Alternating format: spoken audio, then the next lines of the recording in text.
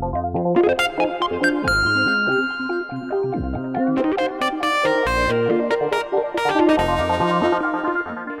first thing you'll need is a rear stand.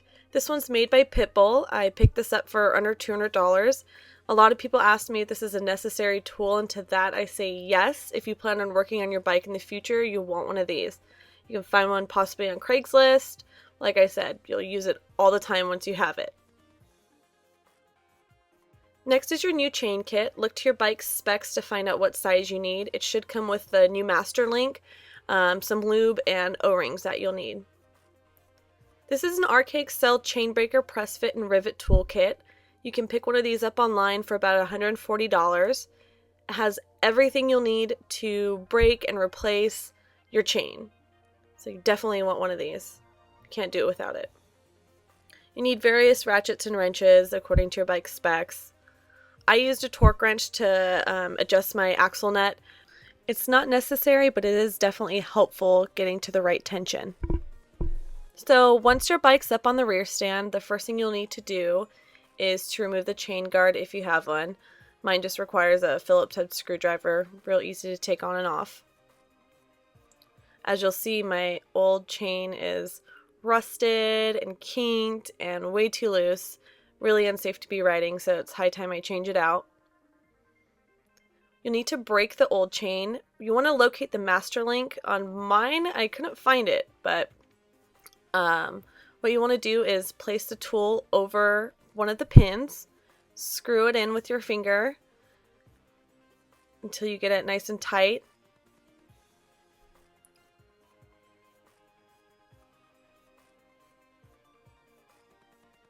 Next, use your ratchet and use the outer pin. You'll want to continually wrench on it. What will happen is that you kind of feel it pop a few times, and eventually the pin will pop out the backside. So just keep at it. It takes a little while.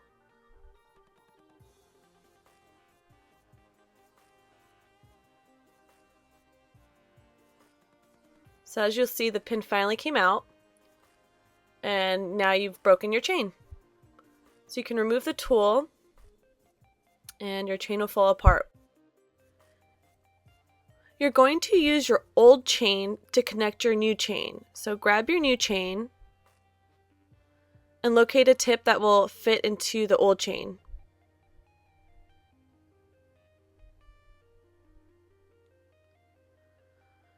What you're going to do is take your master link and actually attach it one part to the old chain and one part to the new chain so you can easily pull it through the front sprocket. So slowly pull the old chain through, and that will basically thread your new chain through the front sprocket. Once you've done that, you can remove the old chain and throw it away. Next, I need to loosen my axle nut. So for that, I need to remove the cotter pin with needle nose pliers.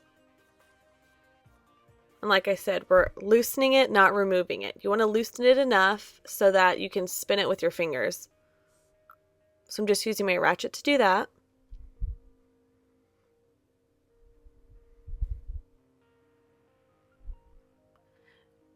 Next, on my swing arm, I'm going to also loosen my tension nut at the tip. Like I said, loosen it, not remove it. And now that I've measured my chain as to where I want to cut it, I use the same tool as I did before to remove the pin. What I did was I actually pushed my rear tire forward as far as I could with the axle nut and the tension nuts completely loosened. So that way I allow my chain to stretch since it is new chain. And then I can measure as to where I want to actually break the chain. So always remember the golden rule of measure twice and cut once, because if you cut it too short, you have to put 2 master links in there, and that really breaks down the integrity of the chain. You don't want to do that. So now that I've pulled the pin out of the new chain where I want it broken, I can remove the tool.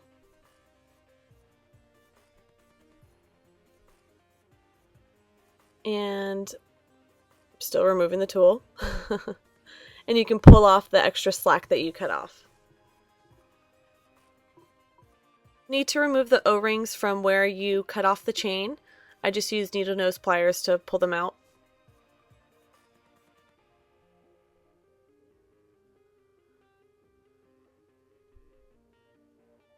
What we're going to do now is use the master link to connect the two ends of the chains. So with that lube that was provided and two brand new O-rings, you're just going to put a little bit of lube on your finger and rub the O-rings around in there because you want them really lubed up.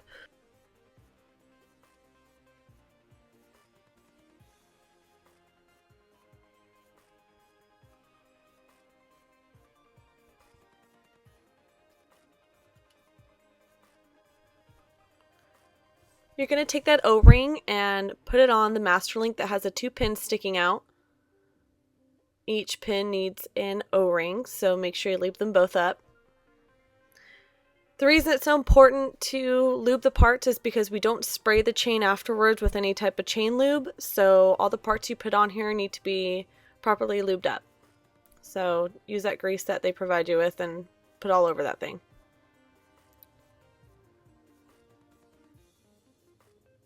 So I find it easiest working from the top of the chain, and you're going to take that master link and place it behind the chain, the part facing closest to your tire. The press plate will be facing it. And pull that new chain around. It might be a little bit hard just because it is really tight right now, but new chains do loosen up a bit. And you're going to connect it with the two pins.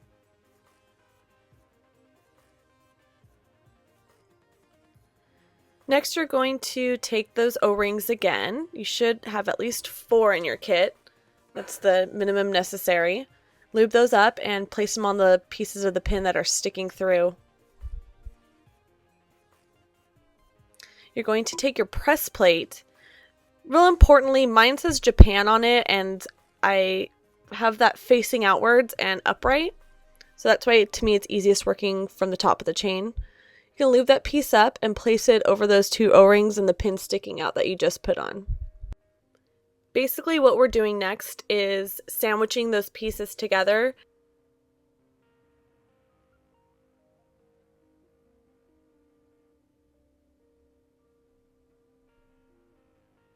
So with this piece of the tool, you place it directly over the piece that you just put on the press plate. So with your ratchet and wrenches, in the same fashion that you use to break the chain, you will tighten this as much as possible.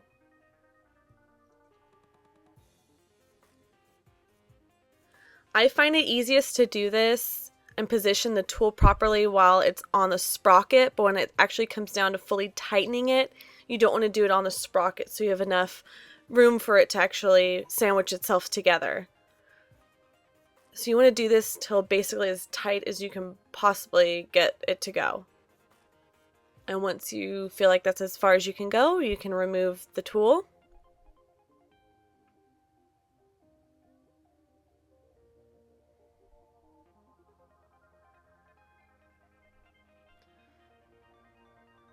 Next, what we need to do is actually mushroom the tips out. So you're going to use these parts of your chain kit, and you place them in the tool this way. So you see the pointy part is actually going to go on the outer part of the chain, and that is what's going to push in the pins and mushroom them out and strengthen your chain. So you need to be really, really careful when you do this. You need to look at it from all angles, because if that pointy part of the tool isn't exactly over the pin where it should be, you could mushroom it out in the wrong place and possibly destroy the chain. So like I said, check it from all different angles and make sure that it's exactly where you want it to be before you start going ahead and tightening it.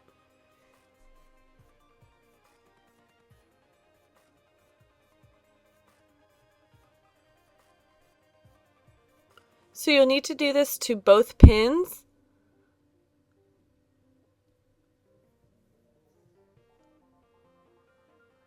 As you can see, even while I'm tightening it, I am double checking that the tool hasn't moved and that it's on the exact spot that I want it to be on the pin.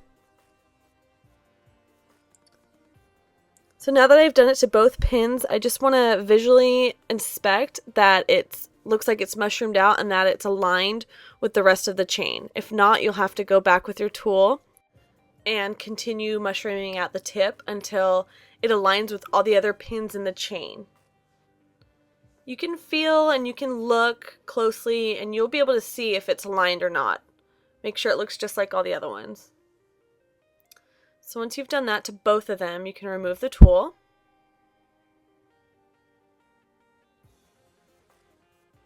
And as you'll see, everything looks great. So there's my master link. Next, I'll need to adjust my tension nut on both swing arms. My bike has a double-sided swing arm. Basically, this is where you're going to decide how happy you are with the tension. You don't want it too loose or too tight. I have notches on both sides of my swing arms, so I want to adjust the tension nuts so that both sides of the swing arm, as you see on mine, is about 1.5 notches over.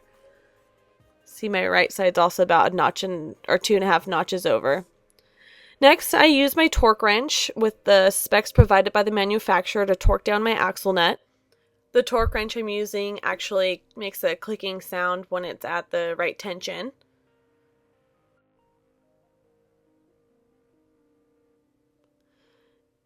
Now, you don't want your chain to be too tight or too loose, so before you hop back on that bike, make sure you are happy with the tension of the chain. Now I can put my cotter pin back in on my axle nut, and the last and final step is putting your chain guard back on. And that completes a tutorial on how to change/replace your motorcycle chain. So there's no real time period or mileage as to when you should replace your chain. This one had about 10,000 miles on it before I changed it, which was obviously a little bit too long. It kind of just depends on the riding conditions, the original chain that you're replacing, but just use your best judgment. Thanks for tuning in, guys.